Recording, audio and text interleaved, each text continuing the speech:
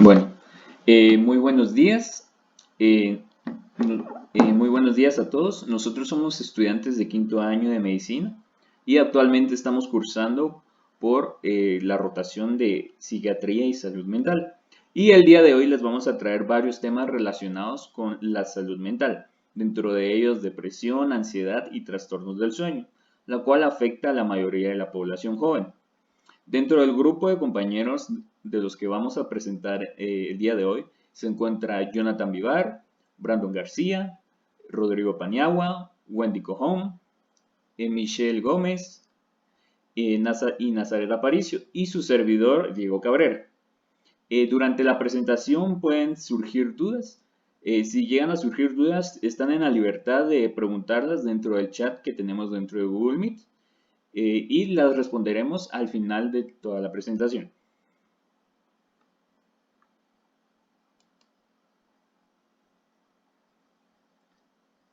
Bueno, aquí les tenemos una actividad que queríamos mencionarles que pues si podrían ingresar desde cualquier dispositivo, ya sea su teléfono, tableta o computadora, a la página de menti.com con el número que está en pantalla 119857 y les ingresará un cuestionario. Este cuestionario es para ver solo los conocimientos que tenían previos. Son solo 2 preguntas para tener una idea. Estas respuestas las vamos a ver al final para ver cómo evolucionó desde las definiciones que nosotros elaboramos al comienzo con lo que ustedes aprendieron en esta clase.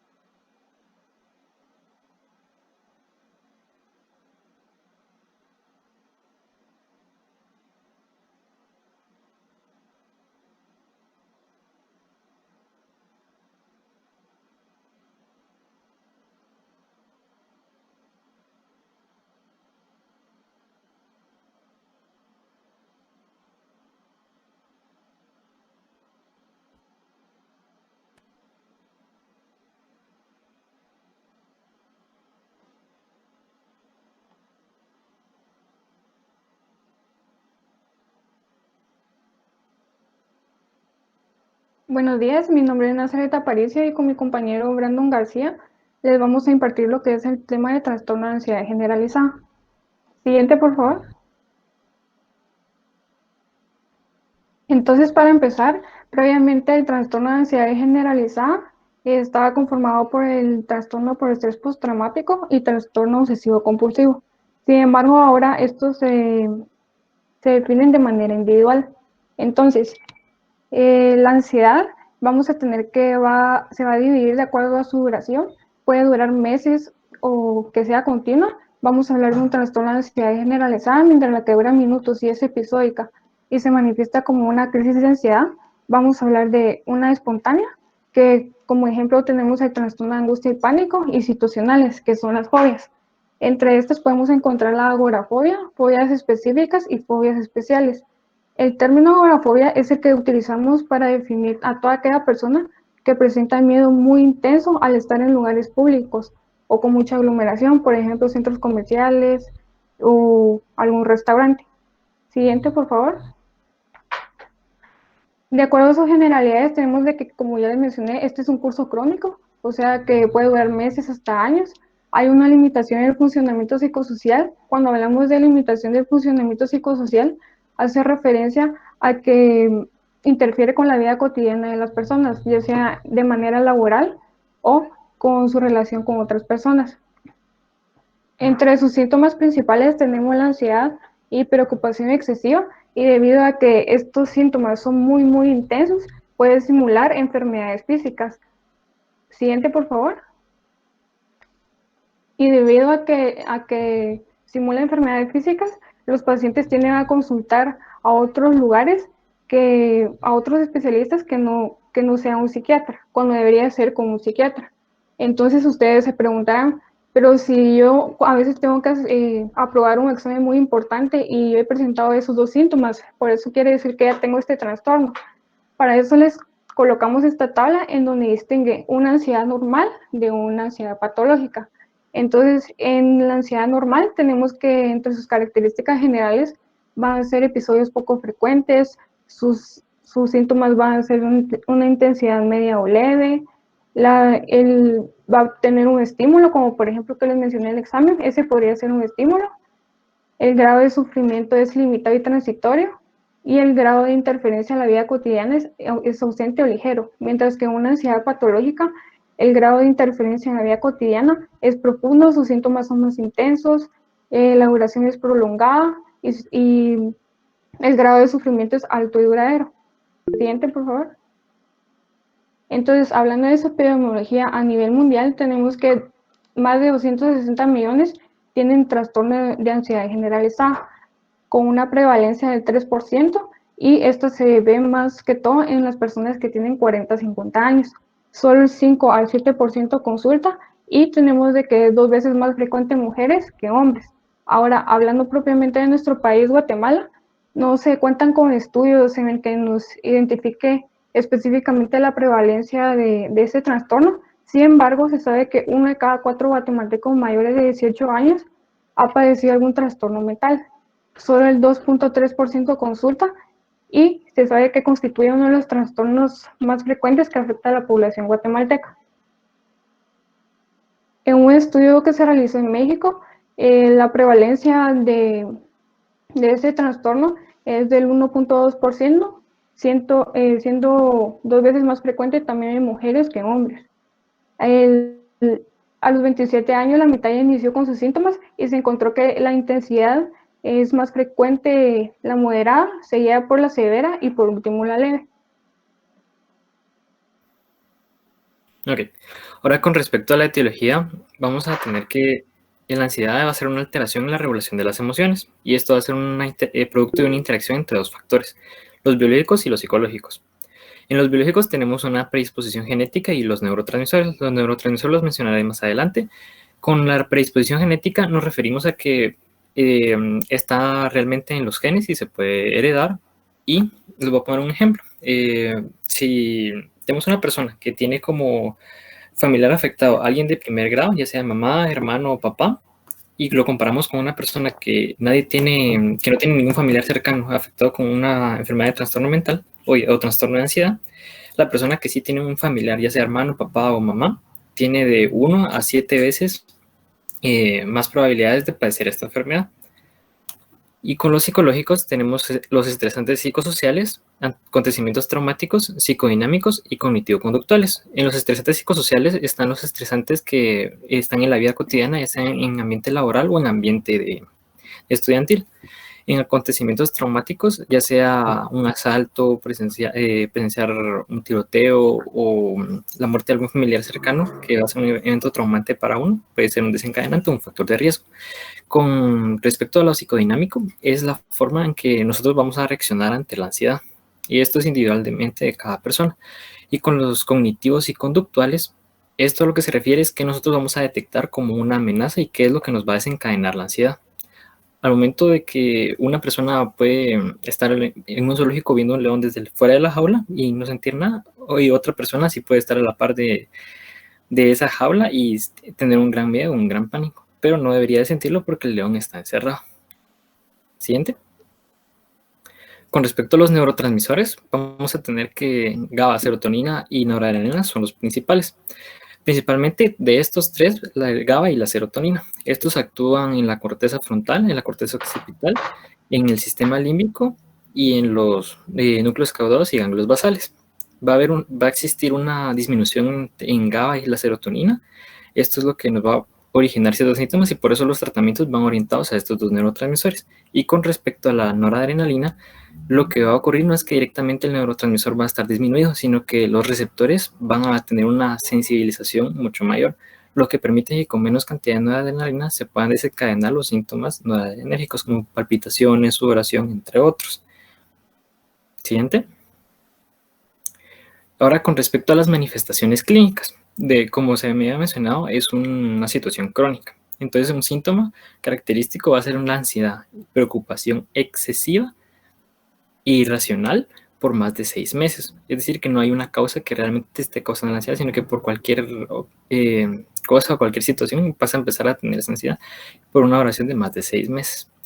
Y ya con las siguientes manifestaciones vamos a dividirlas en tensión motora, hiperactividad vegetativa o hiperactividad del sistema nervioso autónomo y el estado de hipervigilancia. Con la tensión motora podemos presentar temblores, tensión y dolor muscular, así como también fatiga e inquietud. De estos la más frecuente es la tensión y el dolor muscular.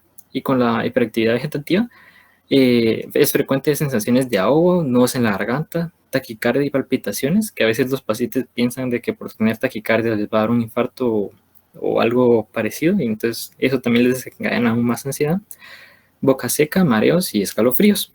Y con el estado de hipervigilancia, el paciente va a estar sobresaltado, irritable, como que más atento de lo normal a diferentes estímulos. Por eso tiene una dificultad de concentración. También puede presentar insomnio. Siguiente. Y con respecto a COVID-19 y la ansiedad, como se había mencionado antes, están los estresores psicosociales. Se hizo un estudio en España en un hospital para ver si el personal médico sufría de estrés y ansiedad, y una conclusión fue de que sí había un aumento en la incidencia de ansiedad y estrés. Esto debido a el estrés laboral que estaban teniendo y también por la cuarentena que estaban llevando, no solo dentro del hospital, sino fuera del hospital. Y eso también nos hace pensar que a nosotros mismos, como ya sea como estudiantes y a toda la población en general, el mismo encierro ha sido un factor estresante, porque fue un cambio completamente en la vida cotidiana que estábamos llevando. Pasamos de salir todos los días a estar encerrados por una gran cantidad de tiempo. Y eso fue, si hay factores estresantes dentro del hogar, tienden a aumentar también los episodios de ansiedad. ¿Siguiente? Entonces, ya hablando de acuerdo a su evolución, vamos a tener, como les mencioné previamente, que esto es persistente, por lo que va a durar, puede durar hasta más de 5 años en el 40% de las personas, solo 58% se recupera y 45% presenta una recurrencia, o sea, vuelve a presentar otra vez los mismos síntomas. De acuerdo a su recuperación, vamos a tener que los que se recuperan con mayor frecuencia o con mayor facilidad, por decirlo así, van a ser los pacientes que tengan una menor limitación psicosocial, así como los pacientes mayores.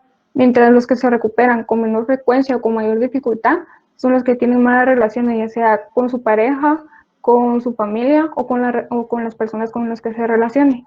También van a ser los que tengan simultáneamente algún otro trastorno mental, como depresión, trastorno obsesivo compulsivo y también el uso de sustancias como drogas o alcohol.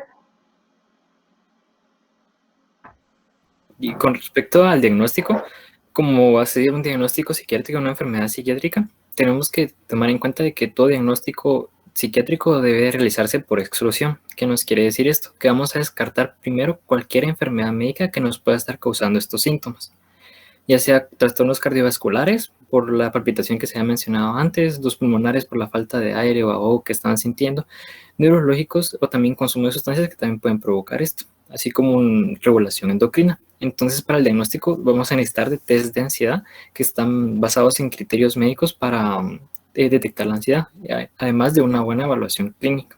Entonces, una vez ya estudiado al paciente, se realizan estos test y estos test ya nos dan una valoración para poder decir si el paciente tiene o no tiene ansiedad.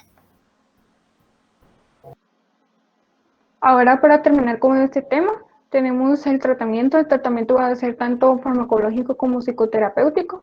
Y el tratamiento farmacológico va a interferir distintos factores como lo son la edad, que haya recibido un tratamiento previo, el riesgo de un intento suicida, la tolerancia a dichos medicamentos, las interacciones con otros medicamentos, que esté o no embarazada, los costos.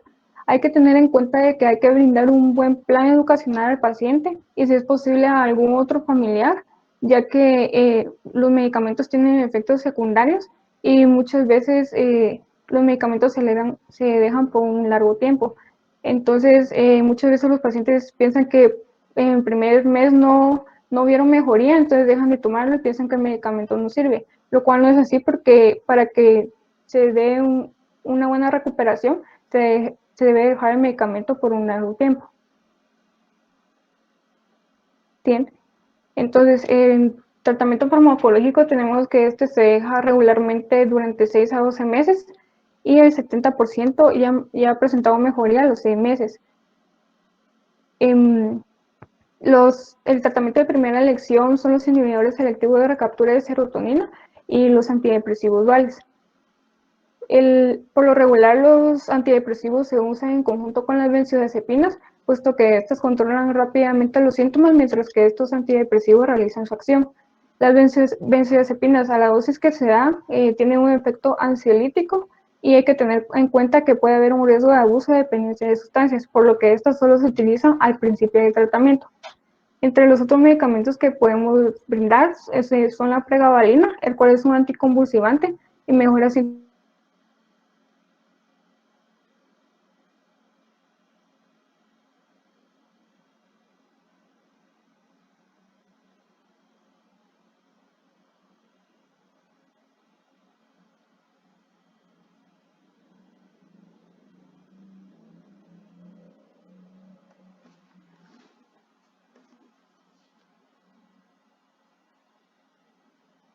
quiere decir de que esta persona tiene un pensamiento inconsciente que es lo que hace que le genere la ansiedad. Tenemos también la terapia de apoyo. Estudios han demostrado de que el hecho de tener la oportunidad de hablar de sus dificultades mejoran los síntomas, y el cognitivo conductual, que consiste en modificar pensamientos automáticos, y también se utilizan técnicas para manejar los síntomas, como son las técnicas de relajación.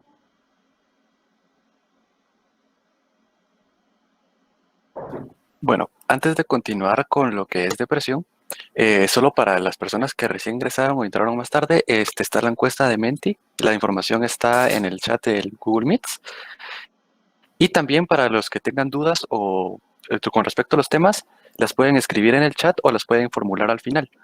Pero si van a realizar alguna duda de algún tema, esperen a que concluya la exposición de este tema para que esperemos que no se resuelva su duda durante el transcurso, ¿verdad? Los dejo con mis compañeras. Continuando con la presentación, vamos a hablar sobre lo que es depresión. Mi nombre es Wendy Cojom y junto con mi compañera Michelle Gómez vamos a hablarles sobre este tema. Siguiente, por favor. Bueno, la depresión es un trastorno o enfermedad mental que es muy frecuente y se va a caracterizar por una disminución en el estado del ánimo y va a afectar el entorno biopsicosocial de la persona. Se ha estimado que el 12 al 18% de la población en general padecerá este episodio depresivo, al menos uno en toda su vida. El 40% lo puede presentar antes de los 20 años, el 50% entre los 21 y 50 años y un 10% cuando tenga más de 50 años. La OMS ha clasificado esta enfermedad como una enfermedad subdiagnosticada. ¿Qué quiere decir esto? Que solo el 50% de las personas que la padecen van a ser diagnosticadas y tratadas. El otro 50% no consulta, entonces no se registran casos de depresión. También es importante recalcar que esta enfermedad, si tiene un buen tratamiento, la persona puede llevar una vida dentro de la normalidad. Siguiente, por favor. Hablando de epidemiología, vemos de que los casos de depresión aumentaron un 18% en el mundo en lo que fue del año 2005 al 2015. Para el año 2017 se estimó que la prevalencia de esta enfermedad a nivel mundial fue de 4.4% en la población mundial y que al menos 322 millones de personas en el mundo sufren de depresión. Como pueden observar en esta gráfica de barras que se presenta, encontramos la prevalencia de la depresión a nivel de Latinoamérica, la cual oscila entre 5.8% y 3.7%. Y nuestro país, Guatemala, tiene una prevalencia de 3.7%. Siguiente. Las mujeres sufren más esta enfermedad que los hombres. También la prevalencia es mayor cuando se llega a la edad adulta y se ha estimado que la depresión, en el peor de los casos, puede llevar a una persona al suicidio. Por lo tanto, se ha estimado que 800,000 suicidios al año ocurren por depresión. También la depresión es la primera causa de discapacidad social y laboral en el mundo. Y esto, pues el porcentaje que apoya esto es que es 7.5% la contribución de la depresión a la discapacidad en el mundo. Y como dato importante también es que los países alrededor de $1 billón es lo que se gastan para tratar enfermedades mentales anualmente. Siguiente, por favor. Ahora vamos con una definición un poco más concreta de lo que es depresión.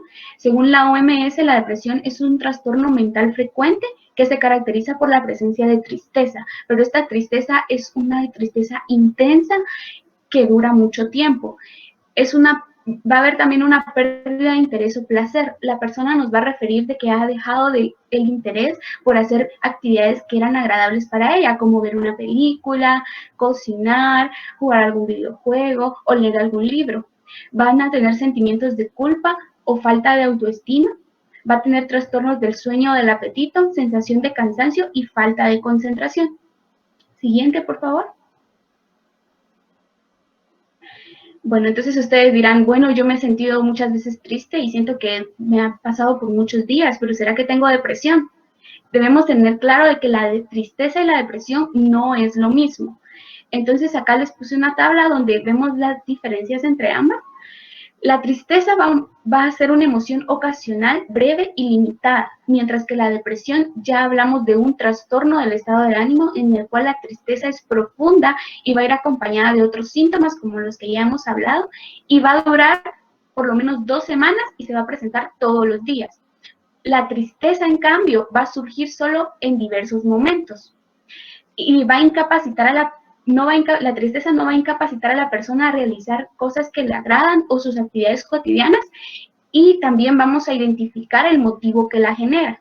En cambio, en la depresión es distinto porque esta va a afectar totalmente la vida diaria de la persona. La persona no se va ni siquiera a bañar, a arreglar, no va a hacer sus actividades domésticas y acá pues no vamos a identificar el motivo que genera la depresión. Siguiente, por favor.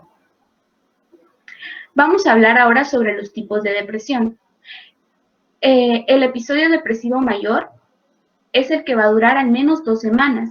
Su intensidad va a afectar claramente el funcionamiento de la persona y va a ser frecuente que ocurran varios episodios. Puede ser leve, moderada o grave. Cuando es leve, nos referimos a que la persona se incapacita en realizar sus actividades laborales y sociales, pero no las abandona completamente. En cambio, en los casos de que cuando es grave, la persona es incapaz o para esa persona es imposible realizar sus actividades. Cuando hablamos de depresión recurrente, nos referimos a que van a aparecer síntomas afectivos del mismo episodio depresivo. Por lo tanto, es importante que estas personas tengan un tratamiento a largo plazo y que también el médico que los vea esté pendiente de que pueda tener síntomas premórdidos que nos indiquen que va a iniciar un nuevo episodio depresivo. Siguiente, por favor. El trastorno depresivo persistente va a presentar síntomas que se van a ir dando lentamente, van a aparecer lentamente, incluso el paciente no va a reconocer cuando aparezcan. Puede durar 2 años o más, y cuando el paciente consulte va a ser porque lleva 2 meses con los síntomas. Y hay que tener cuidado porque estas personas pueden desarrollar episodio depresivo mayor. También existen otras depresiones que es como la depresión postparto, que aparece las 4 semanas después del alumbramiento, la depresión con características psicóticas, en la que la persona nos va a decir de que va a tener delirios, que son creencias falsas, fijas y perturbantes, y alucinaciones, que puede ser que la persona nos diga que escucha o ve cosas que otros no pueden ver ni oír. También está la depresión estacional, que esta se da principalmente en las estaciones de otoño e invierno, y la depresión que se encuentra en la persona con trastorno bipolar. Siguiente, por favor.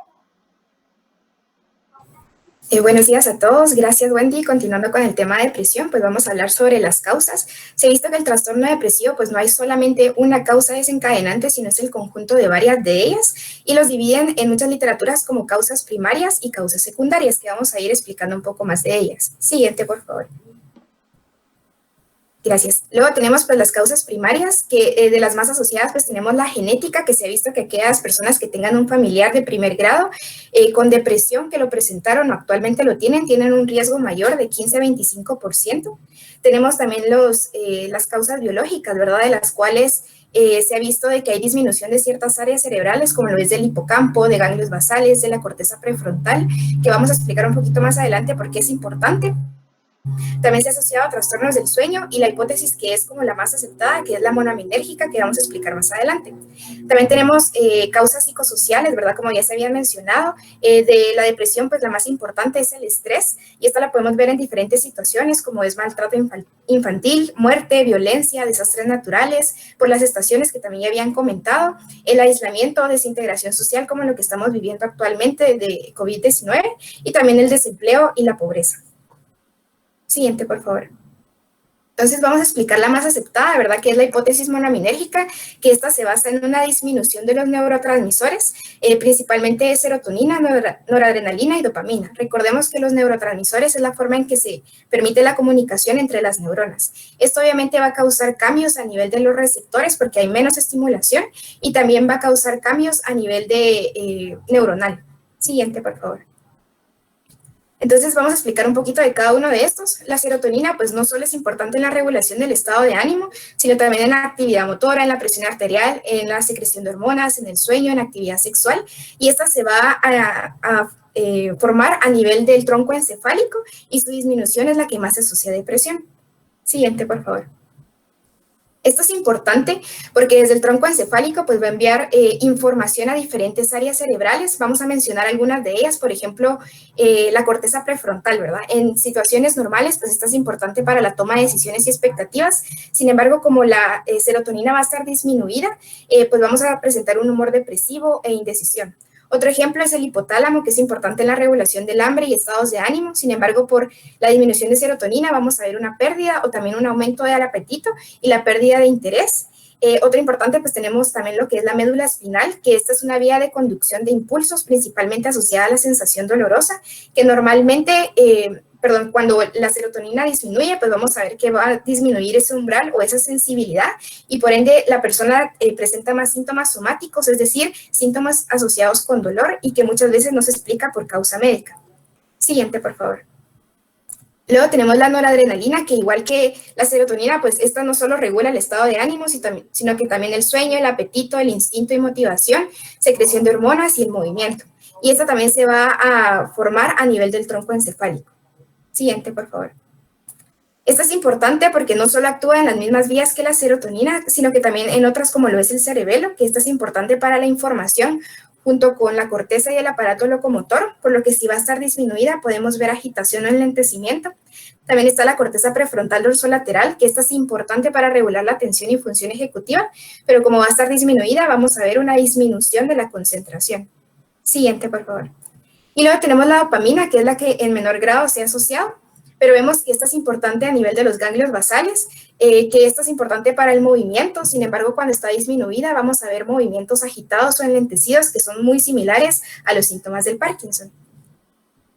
Siguiente, por favor. Luego tenemos las causas secundarias, que estas pues hablamos más que todo de todo aquel evento que puede desencadenar la depresión, pero que una vez que lo tratamos, pues la depresión va a ceder, ¿verdad? Porque esta va a tener causas, por ejemplo, médicas, por el uso de ciertas sustancias como lo son drogas, medicamentos, por otras enfermedades psiquiátricas como lo es la ansiedad. También tenemos por enfermedades que causen degeneración cerebral, ¿verdad? Por las mismas áreas que estábamos comentando. También otros trastornos como lo es, en menor medida, fase premenstrual y lo que es la depresión postparto, ¿verdad? Siguiente. Gracias. Luego tenemos el diagnóstico que, como vemos, ¿verdad? Este va a ser puramente clínico y el diagnóstico realmente es bien importante porque el 69% de todas las personas van a presentar síntomas físicos, ¿verdad? Ese va a ser su motivo de consulta y como nos damos cuenta, el dolor de cabeza, dolor de espalda, dolor de estómago, mareos, opresión en el pecho, son síntomas que puede causarlo cualquier enfermedad, ¿verdad? Entonces, por eso es importante conocer las causas secundarias para poder primero descartar alguna patología y podemos ayudarnos, obviamente, de ayudas diagnósticas como son laboratorios, electrocardiogramas o neuroimágenes, y solo un 31% pues va a padecer de los síntomas relacionados directamente con la depresión. Siguiente, por favor. Vamos a tener de que los síntomas se pueden agrupar en 4 grandes grupos, ¿verdad? Los fundamentales o cardinales, que también se le denomina, pues van a ser, como había mencionado, el estado de ánimo de tristeza persistente y que sí es profunda. Y en el caso de niños también se puede ver como irritabilidad y también la incapacidad de sentir placer. Estos van a ser nuestros principales síntomas, ¿verdad? Pero también pueden estar los somáticos o biológicos que ya vimos, ¿verdad? Que están asociados a la depresión. Puede haber alteraciones del comportamiento y pensamientos depresivos. Siguiente, por favor. Lo vamos a poner en contexto, por ejemplo, con el COVID-19, pues en base a un estudio de España, pues se ha visto de que las más afectadas han sido las mujeres, más a la edad de 18 a 34 años, la mayoría de ellos han perdido su trabajo y la mayoría referían que vivía solo. Entonces, los síntomas más comunes que se ha asociado de COVID con depresión han sido, por ejemplo, tristeza y agobio, sentimientos de culpa, ideas de hacerse daño, dificultad para concentrarse, descuido personal, síntomas físicos sin cierta relación médica, ¿verdad? Entonces, sí nos hemos dado cuenta que el COVID-19 sí ha tenido cierta, mejor dicho, mucha influencia para desencadenar los síntomas depresivos. Siguiente, por favor. Luego tenemos el tratamiento, que realmente el tratamiento se basa del uso de fármacos con psicoterapia. El 75% de las personas pues van a responder muy bien al tratamiento y obviamente este va a ser mejor cuando tengamos un diagnóstico más temprano, cuando el tratamiento lo demos por el tiempo adecuado y suficiente, ¿verdad? Y pues obviamente esto nos va a ayudar a la mejoría del mismo. Siguiente, por favor. El tratamiento farmacológico como tal, pues lo que hace es buscar mejorar la comunicación neuronal, ¿verdad? Y esto lo va a hacer mediante bloquear la recaptación de estos neurotransmisores o su degradación para que haya mayor disponibilidad de los mismos. Por lo mismo, pues normalice la transmisión sináptica y disminuya los síntomas depresivos. Esta va a tener un inicio, o la forma en que se va a administrar va a ser gradual y el retiro pues también va a ser de la misma forma y el tiempo que vaya a tener el tratamiento pues va a depender mucho del pronóstico o la evolución que vaya teniendo el paciente, ¿verdad? Y obviamente siempre los controles médicos. Siguiente, por favor. Entonces tenemos varios grupos de antidepresivos que van a depender en base a su mecanismo de acción, pero los más utilizados son los inhibidores selectivos de la recaptación de serotonina, como habíamos mencionado, y estos se han visto que tienen menos efectos adversos, y algo importante con los antidepresivos, como dijimos, solo mejora la comunicación neuronal, ¿verdad? Y estos no son adictivos como muchas veces se piensa, sino lo que hace es permitir mejorar el funcionamiento normal. Siguiente, por favor. Y por último, pues también tenemos el tratamiento psicoterapéutico que tiene que ir de la mano, de los cuales hay diferentes tipos de psicoterapia, pero las que se han visto que son las que más ayudan, pues está la cognitivo-conductual, que esta se basa en centrar aquellos pensamientos negativos y poder reflexionar acerca de ellos para poder actuar mejor al momento de que estos se nos presenten. Y la psicoterapia interpersonal pues nos va a permitir ayudar a que con la enfermedad que nosotras tengamos, pues nuestras relaciones personales se mejoren, ¿verdad? Gracias. Bueno, ahora vamos a continuar hablando de lo que son trastornos del sueño. Su servidor Jonathan Vivar, seguido de mi compañero Diego Cabrera y después de mi compañero Melvin Paniagua. Para iniciar, primero vamos a identificar un poco de la fisiología del sueño. Primero hay que conocer que se conoce por dos etapas el sueño. Podemos definirlo como sueño lento y sueño rápido, o dependiendo de si queremos evaluar con movimientos oculares, podemos decirle MOR o NMOR, o en inglés REM y NREM. Ahora vamos a identificar un poco sobre el sueño lento. Esta es la etapa que tiene mejor actividad cerebral, o sea, la más elevada, pero significativamente por nuestro sistema parasimpático. Esto significa que nuestras actividades o funciones corporales normales disminuyen y mejora mucho el flujo de sangre hacia nuestros músculos. En pocas palabras, en esta fase es donde nuestro cuerpo se recupera, donde conseguimos energía. El sueño lento tiene fases. Podemos hablar de 4 fases. De la primera es el momento en el que uno se adormece y se disminuye el tono muscular. La actividad del cerebro se hace más lenta. Esa es la fase en la que, digamos, uno está acostado viendo el teléfono el teléfono literal a uno le cae en la cara, ¿verdad? Uno inmediatamente pasa de fase 1 a estar despierto. Continuamos en este caso con la fase número 2, que es después de 5 a 10 minutos iniciado el sueño de la actividad cerebral.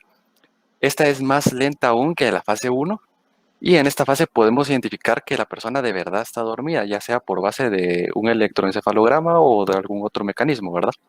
La fase 3 es 30 minutos después de que se inicia el sueño, y esta ya se denomina un sueño profundo. Está acompañado de síntomas físicos como disminución de temperatura, disminuye la frecuencia cardíaca y disminuye la presión arterial. Ya en la cuarta fase es de 90 minutos después de iniciado el sueño y dura entre 20 a 30 minutos. Esta es la parte más profunda del sueño, y las funciones vitales y nuestros movimientos se reducen al mínimo.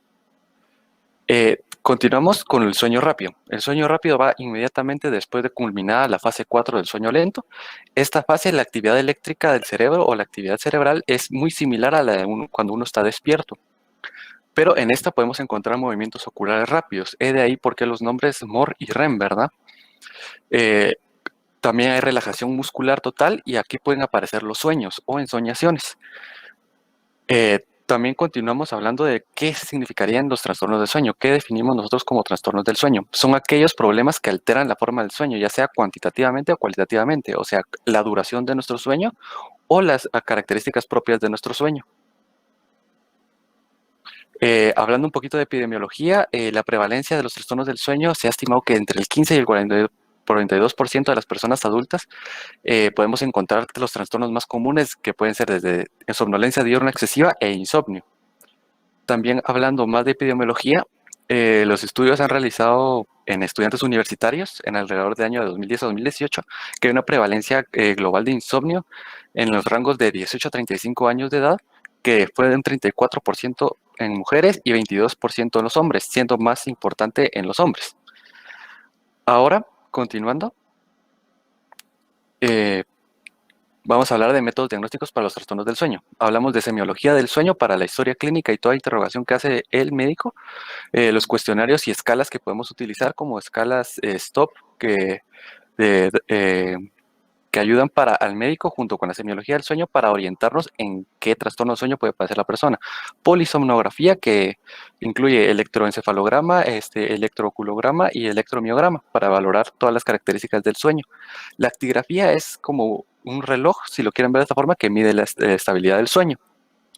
Mientras que el estudio de latencias múltiples del sueño es igual que la polisomnografía, solo que esta se va a hacer de día y se van a realizar de 4 o 5 siestas durante el transcurso del día. Hablando un poquito de COVID y los trastornos del sueño, tenemos muchas características que nombrar. Entre estas, tengo 2 artículos que están aquí en las 2 pantallas. Y en la siguiente diapositiva se pueden ver los títulos de los artículos. Y continuando con la siguiente diapositiva, podemos ver ya una definición propia del primer artículo, que los trastornos del sueño que se presentaron principalmente son el insomnio y el síndrome de piernas inquietas. Para entrar un poquito, el síndrome de piernas inquietas es que el movimiento es durante el descanso. Normalmente la persona tiende a mover mucho sus piernas, siente como que queman las piernas o como dolor. Esto le evita mantener su sueño y le produce insomnio y despertarse incluso. Esas son las características que podemos encontrar en pacientes con COVID, ¿verdad? Continuando con la siguiente, podemos hablar un poco que las alteraciones se pueden a un aumento del sueño lento de REM, pero con más ceses de respiración, apneas. Continuamos con lo que es disomnias y los dejo con mi compañero Diego Cabrera. Muchas gracias. Bueno, ahora vamos a hablar de las disomnias. Cuando hablamos de las disomnias, estamos hablando del grupo de trastornos del sueño en los cuales o va a haber una alteración, ya sea para iniciar el sueño, para mantener el sueño, o va a haber una somnolencia diurna excesiva. Siguiente. Ahora, vamos a hablar primero del insomnio, que es uno de los trastornos más comunes a nivel mundial del sueño. Este se define como una dificultad para conciliar y mantener el sueño y se acompaña de una sensación de sueño no reparadora. Podemos decir que a nivel mundial tiene una prevalencia del 4.5% y se representa más comúnmente en mujeres. Son muchos los factores relacionados con este trastorno, pero dentro del cual más común está presente es el estrés. Y pueden haber múltiples factores estresantes, ya sea psíquicos, interpersonales, psicosociales, entre otros. Ahora, para el tratamiento debe asignarse de manera individualizada, o sea, dependiendo la severidad y la duración en cada persona. El tratamiento no farmacológico de primera línea es, sobre todo, aplicar medidas de higiene del sueño, las cuales son de mucha importancia para cualquier trastorno del sueño, ya que las malas medidas de higiene del sueño es la causa principal de la mayoría de trastornos del sueño. Siguiente, por favor. Por ello, les vengo a explicar en qué consiste la higiene del sueño inadecuada. Cuando se habla de la higiene del sueño, hace referencia al ambiente y conductas que van a favor de iniciar el sueño. Es todo ese periodo, conductas, cosas que realizamos previo a irnos a dormir, ya sea enchamarrarnos en la cama, ponernos pijama, tomarnos un té, ver el celular, es todo ese conjunto de conductas que anteceden a irnos a dormir. Siguiente. Dentro de las medidas para tener una buena higiene del sueño, se puede mencionar procurar levantarse y acostarse siempre a la misma hora, dormir las horas recomendadas según la edad, procurar dormir en ambientes favorables, evitar el consumo de sustancias alcohólicas y evitar la cafeína, entre otros. Siguiente. Ahora, ¿cuándo tenemos una mala higiene del sueño? Aquí podemos mencionar cuando hay prácticas que promueven el despertar, por ejemplo, el consumo de cafeína o nicotina, que promueven el despertar durante ya el ciclo del sueño establecido. Y también las prácticas inconsistentes con la organización del sueño, ya sea hacer ejercicio antes de ir a dormir, una luz excesiva cuando uno se va a dormir o cuando hay mucho calor, por ejemplo. Siguiente. Ahora, ya con eso claro, les voy a hablar del síndrome de apnea obstructiva.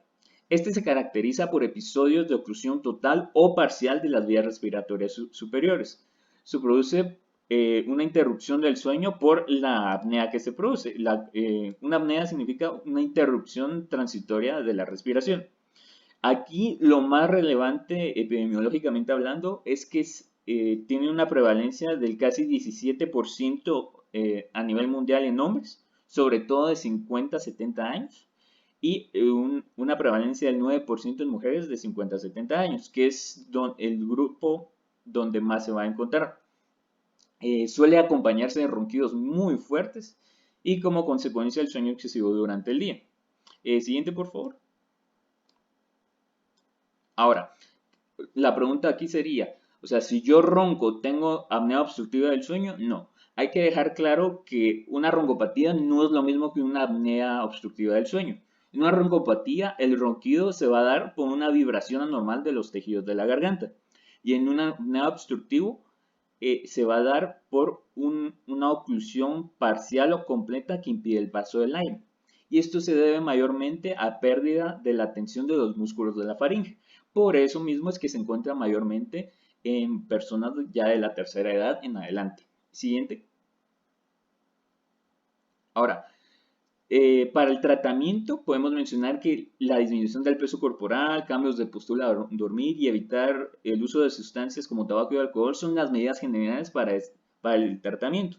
Pero cuando ya se individualiza, se pueden tener dos tratamientos específicos, ya sea el uso de dispositivos mecánicos como el CPAP o el tratamientos quirúrgicos. Eso va a depender si hay o no anormalidades anatómicas a nivel de la faringe. Siguiente. Ahora, cuando hablamos de la narcolepsia, primero tenemos que dejar claro en qué consiste. Para decir que una persona tiene narcolepsia debe tener estos cuatro síntomas cardinales, que es la somnolencia diurna excesiva con ataques de sueño incontrolables, la cataplexia, la pérdida súbita del tono muscular durante la vigilia, alucinaciones hipnagógicas, que son las alucinaciones que comienzan en el periodo en que uno está despierto antes de que uno se vaya a dormir, y parálisis del sueño. Media vez se tengan estos cuatro síntomas, ya se podría decir que el paciente podría tener narcolepsia. Siguiente, por favor. También podemos mencionar que la prevalencia aquí es de 25 por cada 100.000 habitantes. Y los ataques del sueño que les mencionaba generalmente comienzan con somnolencia intensa y se acompañan de visión doble, borrosa y suelen durar menos de 20 minutos. La somnolencia se alivia con el ataque del sueño, pero solo dura unas horas. Aquí el tratamiento sí es farmacológico, el de primera línea, pero después también se deben mejorar la higiene del sueño. Aquí se utilizan fármacos que incrementan los niveles de monoaminas cerebrales, como la peomolina, la modafinilo y la metilfenidato. Siguiente. Ahora, aquí les vamos a hablar del síndrome del sueño insuficiente. Como podrán ver en la imagen, tenemos a uno de los compañeros que estamos presentando el día de hoy. ¿Y en qué consiste? Es un trastorno en el cual el individuo de manera persistente no obtiene la cantidad y calidad suficiente de sueño nocturno para mantenerse despierto durante el día. No existe prevalencia a nivel mundial, sin embargo, es más común en la juventud, en especial en adolescentes y adultos jóvenes. Siguiente, por favor. Ahora, aquí va a haber una duda. ¿Cómo diferenciaríamos entre la narcolepsia y aquí el síndrome de sueño insuficiente? Porque en la narcolepsia es algo casi involuntario y a pesar de que sí llega a dormir bien, o sea, sigue con los ataques de sueño. En cambio, aquí en el síndrome de sueño insuficiente, simplemente no durmió bien y necesita dormir lo necesario. Y con dormir lo necesario ya se resuelve. Por eso es que muchos de nosotros hemos padecido de este trastorno, nos hemos quedado dormidos en clase más de alguna vez. Dentro de los factores asociados vamos a encontrar cambios propios en la adolescencia, al principio de la adolescencia, cuando comienza el acné, el uso de dispositivos electrónicos, celulares, computadoras, juegos electrónicos, el uso de cafeína y estimulantes y los diferentes horarios de entrada escolar y de carga académica. Siguiente. Bueno, muchas gracias. Entonces, para terminar, vamos a tratar el tema de las parasomnias, que las parasomnias se pueden definir como un trastorno de la conducta durante el sueño que se asocia a episodios breves o parciales de despertar sin que llegue a producir una interrupción importante del sueño o llegue a afectar la vigilia diurna del día siguiente. Bueno, el sonambulismo se caracteriza por tener componentes complejos que inician en la fase N3 del sueño no MOR, como lo recordaremos al inicio de la fisiología del sueño, y puede estar presentes actividades simples o complejas. Las simples van desde gritos, llanto, risas, movimientos bruscos, y las complejas, como podemos ver en la imagen, el paciente puede llegar a pintar, puede llegar a cocinar, incluso puede llegar a manejar o realizar actividades que pueden ser peligrosas para su integridad. Normalmente esta culmina en la deambulación del paciente y tiene los ojos abiertos durante todo el proceso. Además, los estudios han demostrado que puede llegar a durar de minutos hasta media hora. Bueno, es más común en niños y se ha visto que hay una relación entre el sonambulismo y la ansiedad. Es decir, una paciente o un paciente ansioso va a ser más propenso a tener sonambulismo y viceversa. También se ha visto que hay una gran asociación en la familia, es decir, si mi papá o mi mamá lo tienen, es muy probable que yo también lo tenga. El principal tratamiento es no farmacológico, estableciendo la higiene del sueño, como ya se había mencionado, y si este no llega a ser satisfactorio, se utiliza el tratamiento farmacológico, como son las benzodiazepinas o los antidepresivos, la imipramina o paroxetina. Bueno, el siguiente es un terror nocturno y una pesadilla. no son lo mismo, pero comparten características, como por ejemplo, que la excitación es repentina y que se manifiesta en episodios de terror y pánico. También ahí se encuentran movimientos bruscos y aumento de la actividad autonómica, es decir, aumenta la frecuencia del corazón, de las respiraciones, aumenta la sudoración y las pupilas pueden llegar a dilatarse. Pero una de las diferencias es que el terror nocturno ocurre durante el primer tercio del sueño. Bueno, los pacientes normalmente suelen verse asustados, confusos e inconsolables. Los niños pueden llegar a saltar de la cama y pareciese que huyeran y no responden a los estímulos de los padres para que esto se calme. Pero al terminar el episodio, vuelve a la tranquilidad y a dormir. Es importante no confundir las pesadillas con el sueño, con el terror nocturno. Esto debido a que las pesadillas son sueños, o mejor dicho, ensoñaciones muy angustiantes que suelen interrumpir el sueño y los lleva a un estado de vigilia, y estos recuerdan totalmente el sueño. Para poder tratar los terrores nocturnos es fundamental ver si tienen alguna enfermedad de base.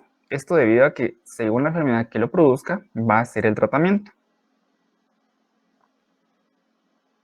Como pueden ver en la diapositiva, estas son las diferencias entre los terrores nocturnos y las pesadillas, pero los fundamentales es el periodo de aparición, que en el terror nocturno es el primer tercio y en las pesadillas es en el último tercio, y la presentación de las conductas de terror, que en el terror nocturno es durante y las pesadillas es después del evento. También hay diferentes signos y síntomas que están presentes o son severos en los terrores nocturnos y que en las pesadillas pueden ser más leves o estar ausentes.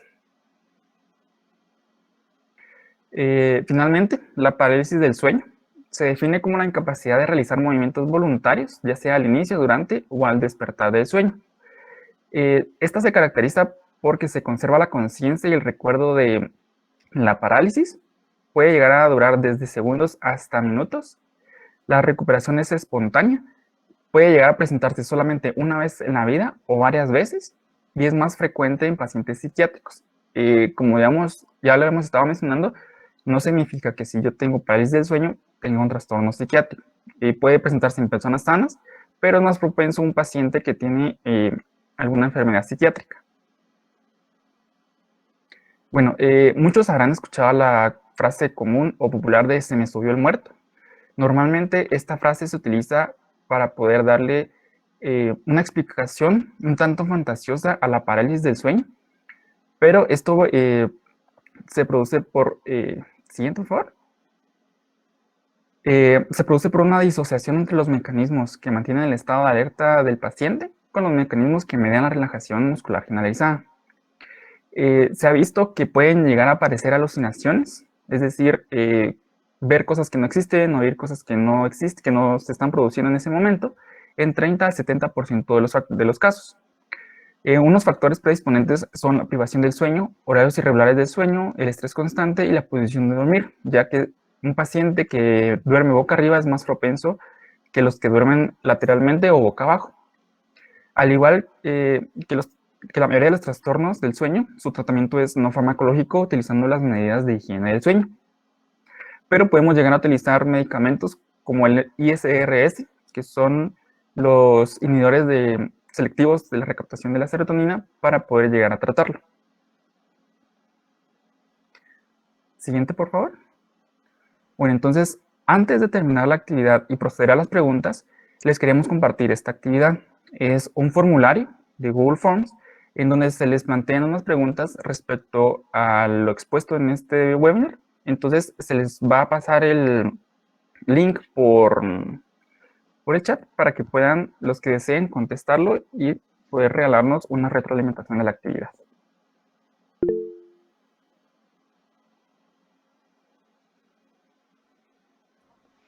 Bueno, muchas gracias por asistir a nuestro webinar. Vamos a pasar a la sesión de preguntas. Nos pregunta José, ¿cuáles son las enfermedades físicas que pueden provocar una ansiedad? Ok, con respecto a las enfermedades físicas que nos pueden provocar ansiedad, Si te recordás, hablamos sobre la sintomatología que tenía la ansiedad, que ya podían ser palpitaciones, sudoración, escalofríos, también tensión muscular y demás. Cualquier tipo de enfermedad médica que nos pueda causar estos síntomas puede causar o puede ser un diagnóstico diferencial de ansiedad. Un ejemplo, una persona que tiene un ataque cardíaco, acaba de tener un infarto, va a presentar la mayoría de estos síntomas, pero con la especificación de que va a sentir un gran dolor en el pecho y sensación de muerte, de padecimiento, pero también va a tener sudoración y otros síntomas adrenérgicos. También personas que tengan hipertiroidismo pueden presentar la mayoría de estos síntomas. Por eso, siempre que veamos estos síntomas, tenemos que descartar enfermedades médicas, enfermedades físicas médicas, antes de pensar ya directamente en un trastorno de ansiedad. Gracias.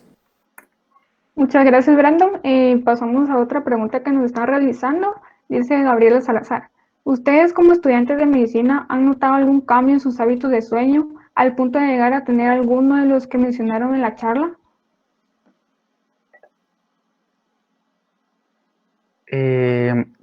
Gracias, Gabriela, por tu pregunta. Sí, de hecho, hemos notado bastante que la mayoría de nosotros tenemos trastorno de sueño insuficiente, ya que muchas veces logramos dormir bastante, pero al día siguiente nos levantamos cansados. Esto al inicio, cuando estábamos en el hospital, y ahora que estamos en cuarentena, hemos notado que ha aumentado esto debido a diferentes situaciones, como es el uso de la tecnología, que muchos utilizamos el tiempo para jugar videojuegos, por ejemplo. Nuestros hábitos de alimentación han cambiado también. Entonces, todos estos factores han perpetuado para que haya un trastorno de sueño insuficiente. De los otros, la mayoría no hemos presentado este tipo de trastorno, pero siempre es común o es normal, por así decirlo, poder llegar a presentarlo. Gracias. Muchas gracias, Melvin. Bueno, por el momento ya no tenemos más preguntas. No sé si alguien más tuviera alguna otra duda, puede escribirla acá en el chat y nosotros con gusto se la contestamos. Quisiera recalcar que por si tienen dudas, incluso de cosas que ya explicamos durante la presentación, siéntanse libres de preguntar, ninguna pregunta está de sobra. La situación aquí sería que ustedes salgan aprendiendo algo importante de lo que es su salud mental. Entonces, si ya lo explicamos y no quedó claro, siéntanse libres de volver a preguntar sin ningún problema. Mientras esperamos algunas preguntas, podríamos leer un poco sobre lo que comentaron en la aplicación de Menti al comienzo de la actividad para ver cuáles son las ideas que ustedes traen con respecto a lo que es ansiedad y depresión. Teniendo acá, por ejemplo, para ansiedad nos mencionan que lo ven como un sentimiento de desesperación e hiperactividad. También lo mencionan como inquietud, un estado mental con manifestaciones corporales en el que se siente preocupado más allá de lo normal. ¿Sí? ¿Qué manda? ¿Querías compartir las pantallas para que vayan viendo? Ok, comparto pantalla.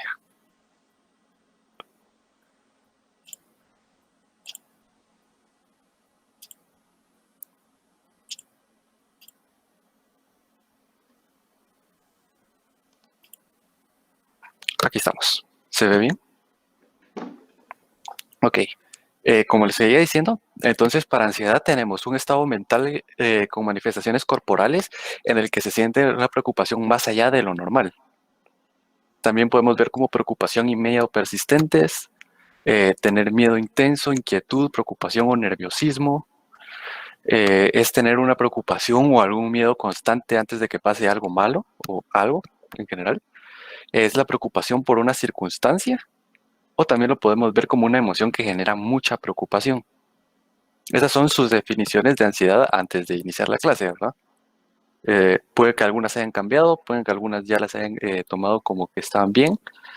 Para depresión, podemos ver que nos mencionaban como es cuando alguien está muy triste, pero va más allá de una tristeza normal. El trastorno psicológico como infelicidad en su entorno y consigo mismo. Y aquí, como se mencionó en la presentación, ¿verdad? Tristeza ponen acá, pero obviamente lo explicamos mejor que no simplemente es una tristeza común y corriente. un estado de ánimo en donde la persona se encuentra triste, sola, abandonada y siente que no puede confiar en más personas. Un estado mental, el de la tristeza, de varios grados de intensidad que puede llegar a afectar la realización de actividades cotidianas. Y así, entre otras más, ¿verdad? Pero en donde nos podemos dar cuenta es que aquí en depresión la definición es un poco más compleja. Incluso si tuvieran alguna duda con respecto a lo que podemos ver en las definiciones, si piensan que su definición está incorrecta o que estaba correcta, podrían preguntarla como tal, pero la idea que manejan la mayoría está orientada. Si no tenemos más preguntas, podríamos dar por concluida la actividad. Siéntanse libres si en este momento todavía lo quieren hacer, pueden activar micrófono, podemos responder por micrófono o incluso por escrito, ¿verdad? Igual dejamos la actividad del Google Forms a la mano para que puedan contestarla, ya sea en este momento o posteriormente de culminada la actividad, se va a colocar el link en el evento que está en Facebook, ¿verdad? Les agradecemos mucho. Perdón. Igual si alguien quería preguntar acerca de los trastornos que mencionamos con respecto a las actividades que realizamos dentro del hospital, o si tienen alguna duda de alguna experiencia que nosotros tengamos con respecto a estos temas, ya sea en el ámbito hospitalario, podrían preguntarlo sin ningún problema también.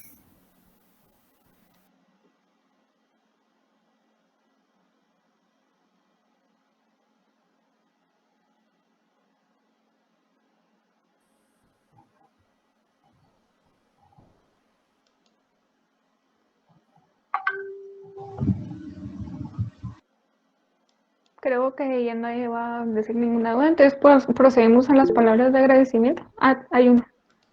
Dice, ¿qué tan cierto Bueno, es? les agradezco. Perdón, nos mandaron una pregunta. Dice, ¿qué tan cierto es? Nos pregunta Elizabeth Montufa, ¿qué tan cierto es que cuando se presenta parálisis de sueño es necesario consultar a un neurólogo?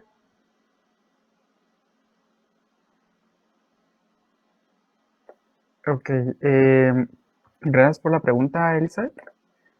Bueno, mira, como este se establece como un trastorno psiquiátrico, normalmente un psiquiatra es el que lo debe ver, ¿verdad? Pero si esta es causada por una enfermedad de base, por ejemplo, sí es necesario que tanto el psiquiatra como el neurólogo lo lleven, ¿verdad? Lleven el caso juntos. Y principalmente eso, ¿verdad? Que si es una enfermedad de base, debe ser un tratamiento conjunto entre un neurólogo y un psiquiatra. Muchas gracias, Meli. Ahora sí creo que ya no tenemos preguntas.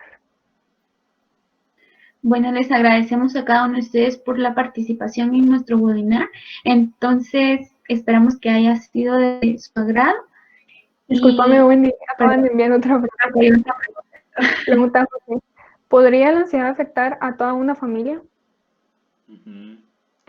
Respondiendo a tu pregunta, la ansiedad se ha visto de que sí se puede heredar, entonces si tu papá o tu mamá tiene ansiedad, la probabilidad de que tú también la tengas puede aumentar. Nos hacen otra pregunta. ¿La ansiedad generalizada podría resolver espontáneamente o siempre necesitará de tratamiento? Andrea Recinos nos pregunta. Con respecto al tratamiento, como recordamos, la ansiedad generalizada sí es un trastorno y hay diferentes tipos de tratamiento. Puede ser tratamiento farmacológico, tratamiento psicoconductual, como se había mencionado. Entonces, puede resolver espontáneamente, no tanto de esta manera. Sí, la paciente tendría que recibir un tratamiento ya sea farmacológico o psicosocial, dependiendo de la gravedad del trastorno de ansiedad que esté padeciendo, para que pueda resolver. Si el trastorno de ansiedad generalizada que está padeciendo es leve, podría resolver solamente con tratamiento de psicoterapia. Y si ya el trastorno es muy pronunciado o es muy fuerte o muy severo, sí ya necesitaría de conjunto de tratamiento psicoterapéutico y tratamiento farmacológico. Muchas gracias, Brandon. Erika Lederer nos manda a decir felicitaciones, muchas gracias por su exposición. Daniela Méndez nos dice, qué bonita actividad, sobre todo ahora que acaba de ser el Día de Salud Mental. Felicidades. Gracias por sus comentarios. Bueno, creo que ahora sí, ya no hay ninguna otra duda o pregunta. Les agradecemos a cada uno de ustedes por haber asistido. Es para nosotros, fue un gusto poder compartir con ustedes los conocimientos que hemos adquirido. Les agradecemos por sus comentarios, por sus dudas, por el tiempo que tuvieron para poder interesarse en esta actividad y les deseamos que tengan un buen día, recordándoles que por favor ingresen al Google Form que creamos para que puedan ustedes retroalimentar los conocimientos vistos en la actividad. Que tengan un buen día, muchas gracias.